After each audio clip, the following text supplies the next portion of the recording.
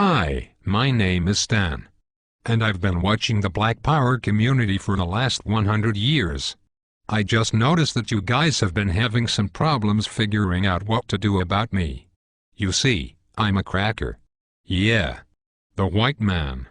The guy that has been running the whole world for the last 2,000 years. Well, the reason that I stopped by to speak with you today is to help. I've been watching you guys fight over gaining real black power, and thought I would give you a few pointers. Since we white guys have been running things since we invaded Africa, I figured I would lay out a blueprint to help you achieve your objectives. Might as well use a plan that works, right? Besides, it beats the backward, no progress, mistake repeating methods you people have been trying for the last 400 years. So I knew all of you needed some help. Especially after Barack Obama got into office. He's a great guy, but a black man in a white man's house ain't really saying much considering all the hell you people have been through. Don't get me wrong. In many ways I know you were happy to get at least one black into office. This is good when you want to run politics, but ruling the world is what we white folks specialize in. Have you ever heard of the Illuminati? Well, that is the kind of coordination you are going to need to begin taking over the world. Okay, let's get started. Today, I am going to give you 3 things that we did to take over the world. You can use these too. And begin to gain real black power. Number 1. The first step to taking over the world is unity. I know you have heard of this before, but black people seem to really struggle with this one. You just don't seem to get it. You would rather fight against each other, instead of your enemies. This is bad business and you will never get true freedom doing things this way. Instead, do what we did to gain power. We divided and conquered entire countries based on their differences, while holding true to our similarities. I am white. There is no changing that. My God-born tendency is to preserve my own. Nothing is racist about that. It is just common sense. You people are the stupid ones, going around trying to love everybody, but yourselves. We kicked your asses here in America for over 400 years, and you still go around talking about Jesus loves everyone. While you've been doing all that praying and jumping around, we have been buying up the world and making laws you have to abide by. No offense, but everyone else has unity but you. I mean, look at the business in your neighborhoods. The people that control it don't even look like you. In fact, everyone who comes to this country sets up a business in the black community. The Koreans, the Indians, the Chinese. The list goes on and on. Aren't you tired of letting these other people supply all of your food, nails, and weaves? The one thing they have that you don't is unity. Number 2. Once you get unity, you are going to need to get organized. When we took over the world we had a plan in place. A goal. Since we whites make up a small percentage of the global population, we knew the only way for us to exist was to enslave non-white people. This was our global plan for white supremacy. But we didn't stop there. We organized a military force behind our goal and executed it to perfection. Killing men, women, and children across the globe with brute force. Whatever we needed, we just took it.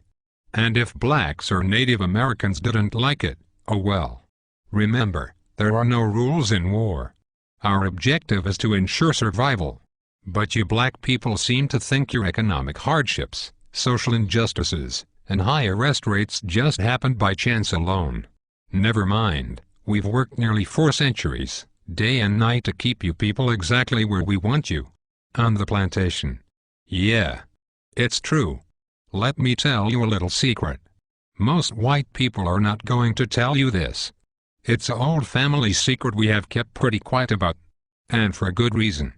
You see, all that free labor my white ancestors got from your black ancestors, translated into a lot of money. In fact, the black slave trade was the greatest wealth-building tool in human history. With free labor we were able to finance the Industrial Revolution. Well, all of that money pretty much stayed in the vast majority of white families. And with all due respect, whites intend to keep it that way. You see, Dr. Martin Luther King was pretty good at integrating lunch counters and toilets, However, he didn't do so well at integrating bank accounts, so you blacks were shafted out of the money that was due to you in exchange for a good job and education. But it was us whites who own most of the jobs. Which brings me to my point. It's just another plantation. I say all of that to say, being organized is more than alignment, it is knowing the traps we have laid out for you, and then moving around them. Everybody knows but you blacks.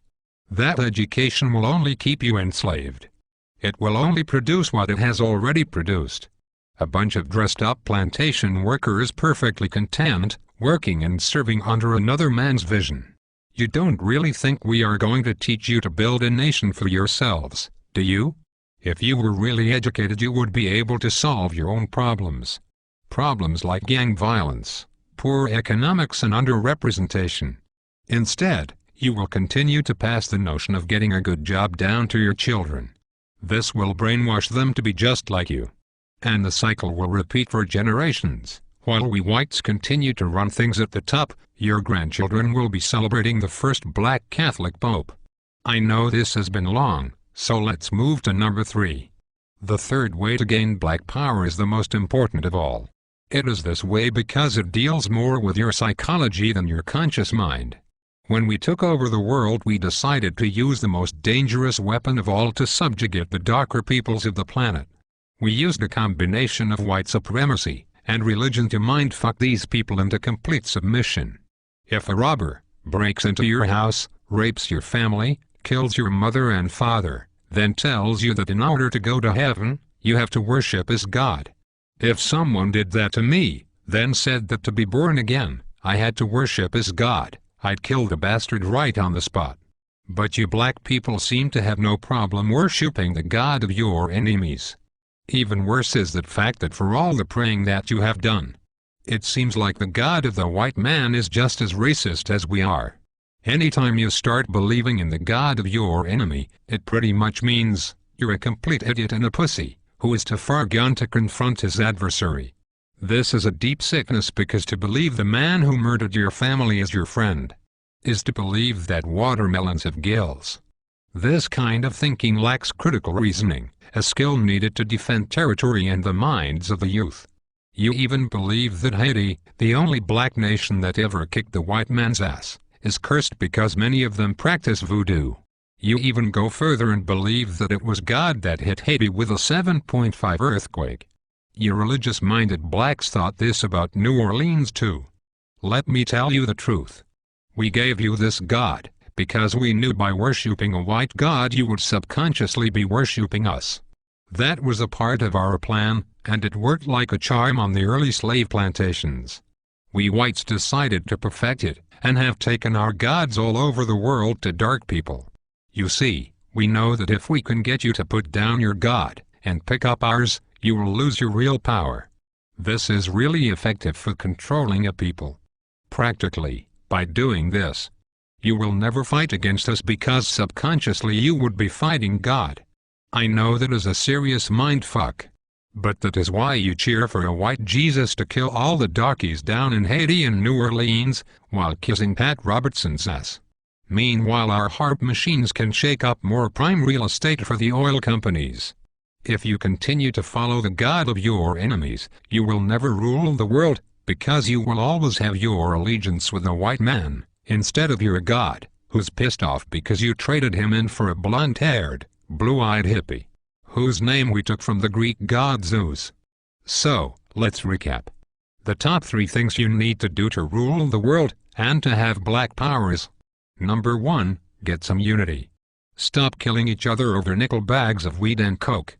You are basically helping to kill off your own army. Stop it and unite. Number 2, get organized. There is nothing worse than a bunch of rich rappers talking about gangsta and keeping it real, when all of them still work for rich white and Jewish men that pimp them for their talent.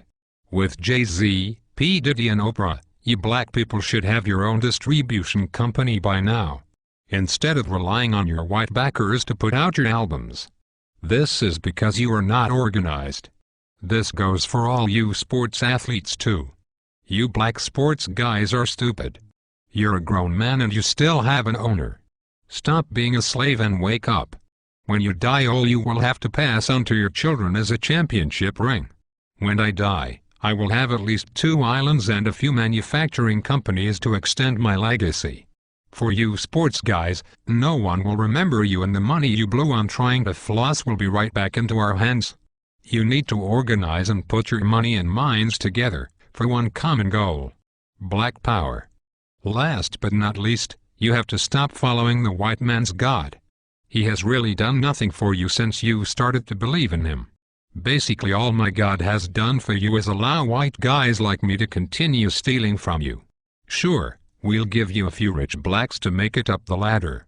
But this is to keep up hope in you, so that you will teach cowardness and fear to your children and get nothing in return. You will keep praying while we will keep slaying and taking more land and control of the earth. It will be this way as long as you fall for the lie that some white dude is going to come down from the skies and pull you out of this shit. Stop it. Instead, go back to believing in your God. The God you had when you were rich in Africa and had diamonds, gold, and health. It certainly beats the crap the white man's God has given you.